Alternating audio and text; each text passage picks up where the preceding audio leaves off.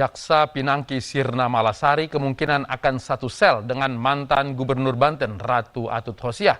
Pihak lapas berjanji tidak akan memberikan perlakuan khusus kepada jaksa yang hukumannya dikurangi tersebut.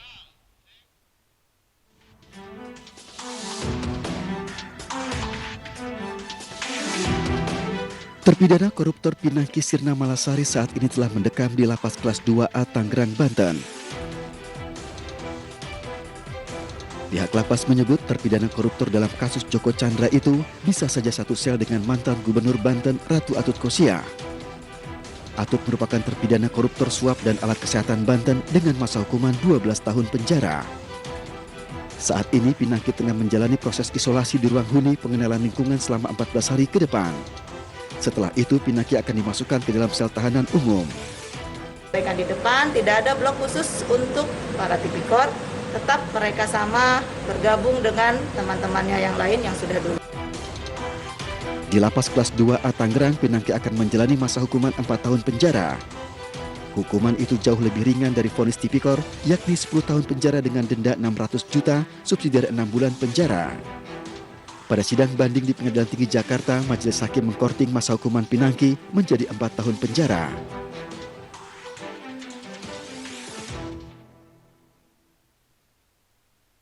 Anak pengusaha Akiditio, Herianti Putri, mangkir dalam pemeriksaan lanjutan atas kasus sumbangan 2 triliun rupiah. Polda Sumatera Selatan menegaskan status Putri Akiditio masih sebagai terperiksa.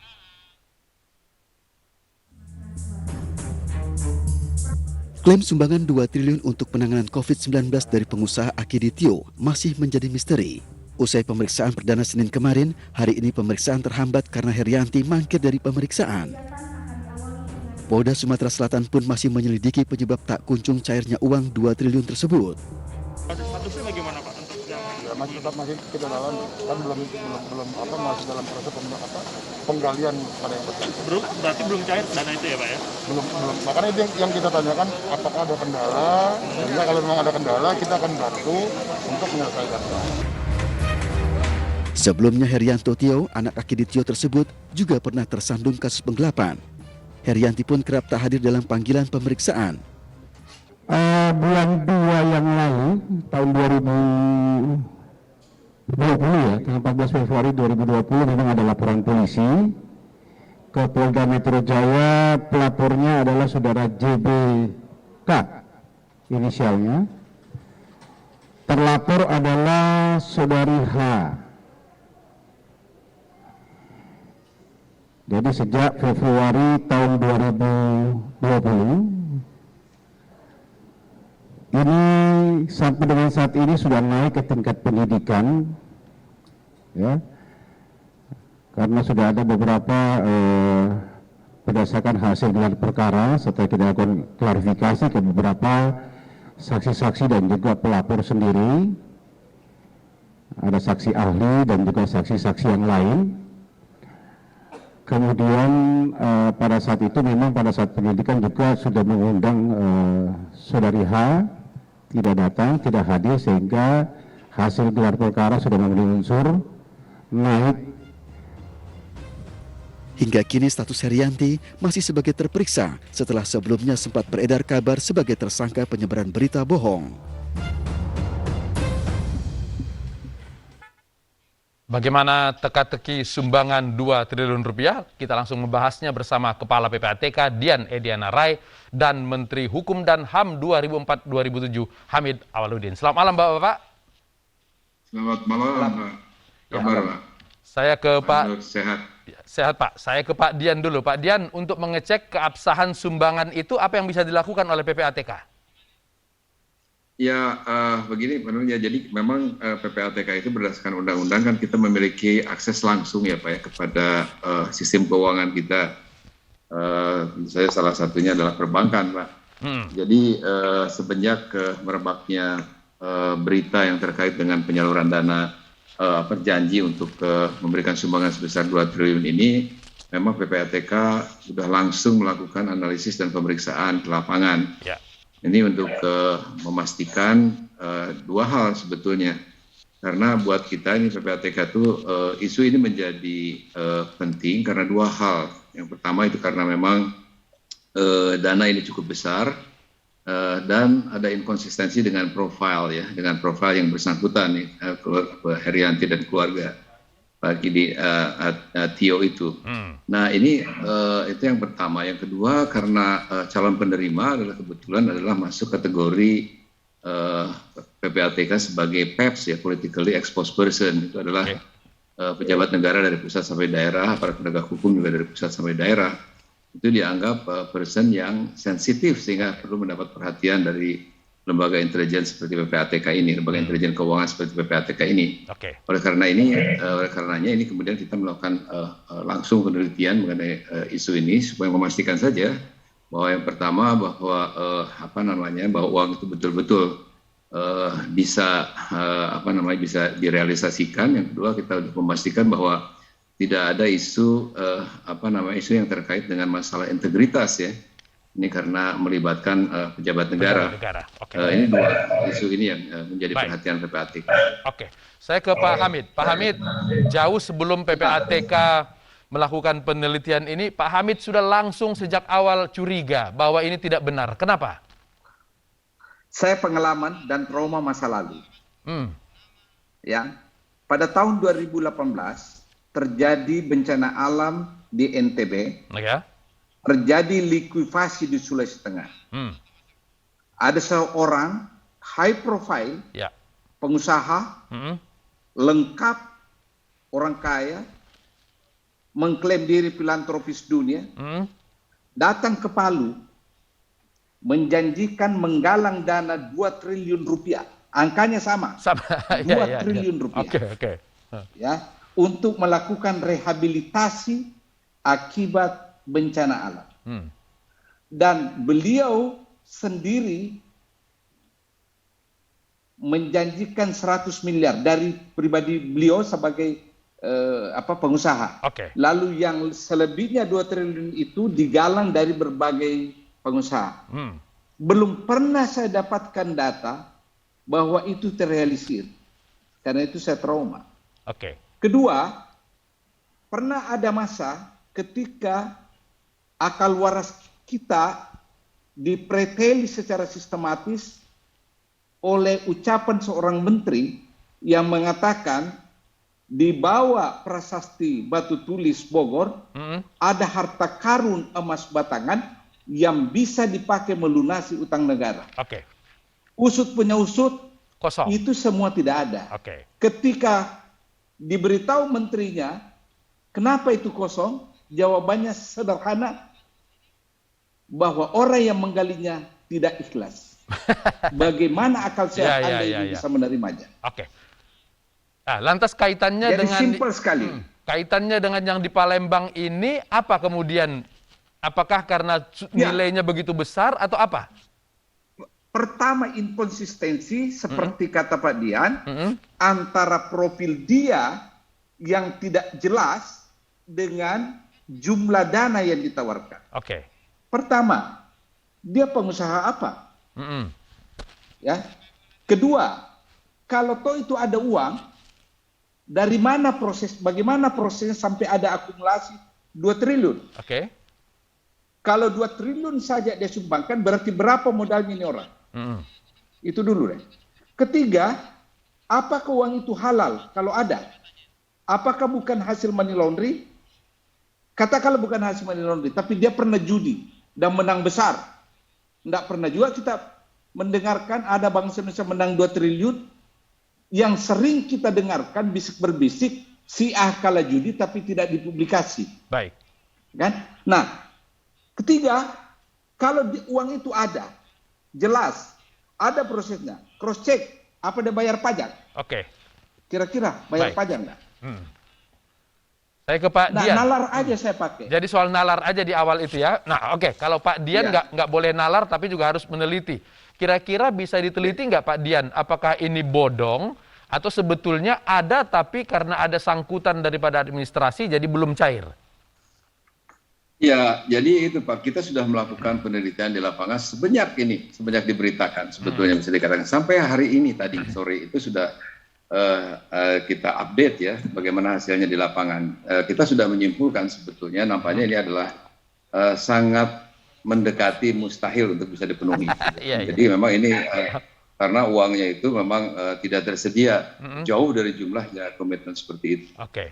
Kecuali kalau ada hal-hal yang lain ya, tiba-tiba datang orang lain yang katakanlah mensuplai uang, apakah itu pihak terkait dari mana, Baik. atau dari luar negeri misalnya karena keterkaitan apa. Tetapi tentu PPATK kan memang selalu di lapangan bisa melihat. Jadi contohnya kalau ada misalnya transfer dari luar negeri pun sudah pasti kedetek oleh kita, karena kita kan bisa mengontrol keluar masuknya uang nih, jumlah berapapun, jangankan 2 triliun ya, 100.000 aja bisa kita monitor sebetulnya keluar masuk uang dari Indonesia ini. Oke. Oleh karena itu hasil sementara memang menyatakan kita bodong dapat ya. menyimpulkan seperti itu. Oke.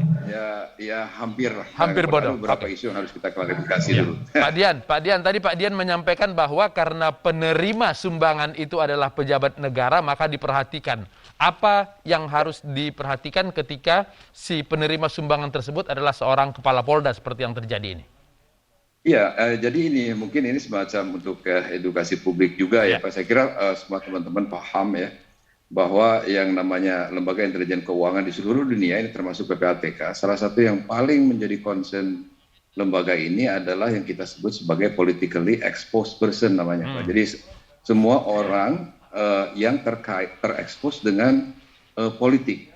Terkait ini di dalamnya itu ada pejabat negara dari pusat sampai daerah, kemudian juga termasuk aparat penegak hukum dan sebagainya. Nah, mereka-mereka ini masuk ke dalam list yang kita anggap list sensitif ya. Dalam pengertian bahwa ini harus mendapat perhatian lembaga intelijen keuangan ketika ada kaitannya dengan transaksi-transaksi tertentu yang kita anggap perlu diklarifikasi. Termasuk sumbangan. Sumbangan juga harus dibuat seperti itu. Iya, sumbangan kan begini, Nur ya, kalau sumbangan itu berjalan sebagaimana biasanya, tadi seperti sumbangan kan selama ini juga berlangsung seperti itulah ya. Banyak orang yang menyumbang yang dilakukan oleh kita. Masyarakat kita ini sangat generous kan, sangat baik saya kira kan. Selalu kita tuh ranking tuh di di indeks award index giving index itu. Baik. Okay. Nah, tapi ini kan persoalannya ada persoalan tadi yang saya katakan jumlah besar dan inkonsistensi dengan profil itu kemudian menjadi persoalan khusus karena kalau seandainya sumbangan ini diberikan oleh katakanlah 5 konglomerat terbesar Indonesia misalnya yang income-nya mungkin setiap tahun itu triliunan. Profilnya meyakinkan ya.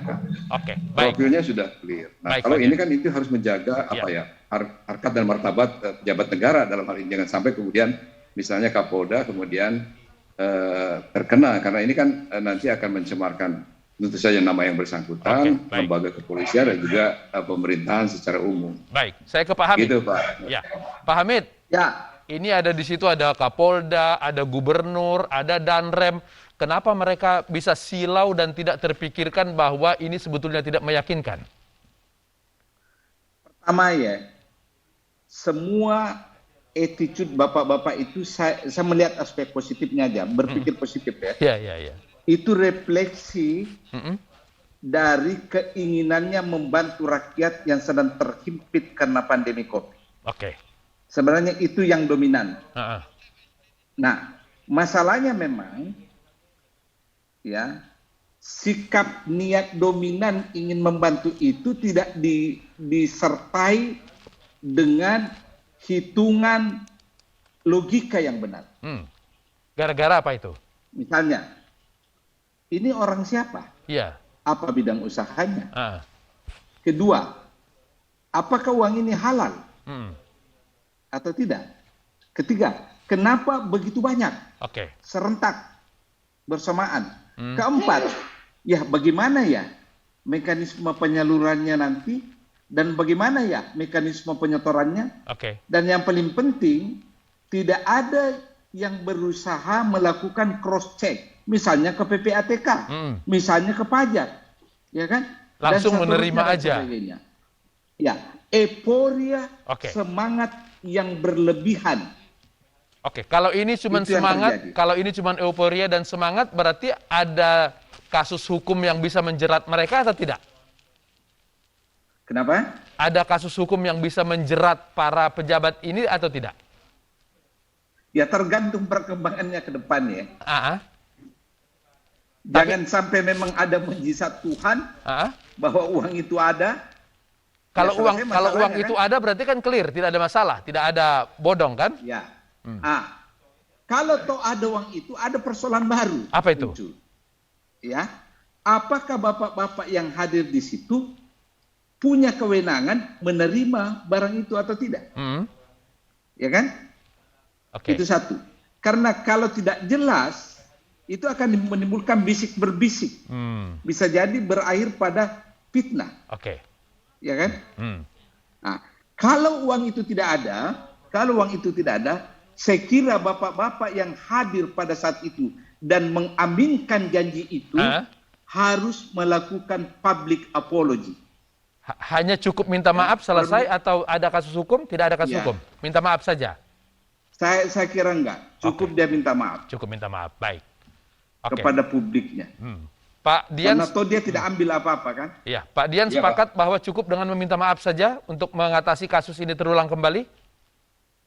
Kalau saya melihatnya begini ya Pak Nur, ya jadi ini ada apapun yang terjadi ya, tadi ya apakah ini tidak terrealisir atau kalaupun terrealisir memang kalau terrealisir memang malah pekerjaan PPATK nambah nih Pak. Karena kita harus memastikan ya bahwa uang ini asalnya dari tempat yang benar, usaha yang benar, yang halal dan lain sebagainya. Nah, khusus mengenai masalah ini, saya kira ada hal tertentu yang menurut saya Pak dalam dengan perkembangan ekonomi dan perkembangan struktur kemasyarakatan kita yang sudah berubah lama ini. Kalau kita ingat ada undang-undang lama, Undang-Undang Nomor 9 Tahun 61 ya, itu yang terkait dengan penghimpunan uang dan barang. Saya kira sudah waktunya 60 tahun kita harus melakukan perombakan ya Pak, sehingga kita tuh masyarakat kita yang itu harus clear Pak. Jadi soal bagaimana menyumbang, menerima sumbangan, mengelola, menyalurkan, transparansinya itu harus betul-betul clear. Mudah-mudahan ini jadi pelajaran ke depan dan kita tunggu permaafannya kalau memang mereka mau minta maaf. Pak Hamid, Pak Dian, terima kasih sudah berbagi di Ainus Prime. Terima kasih. Selamat malam. Sama-sama. Selamat malam. Hari Pak Hamid. Pelaku teror wafer isi silet ditangkap polisi. Pelaku nekat menebar wafer isi silet karena dendam. Selengkapnya usai jeda.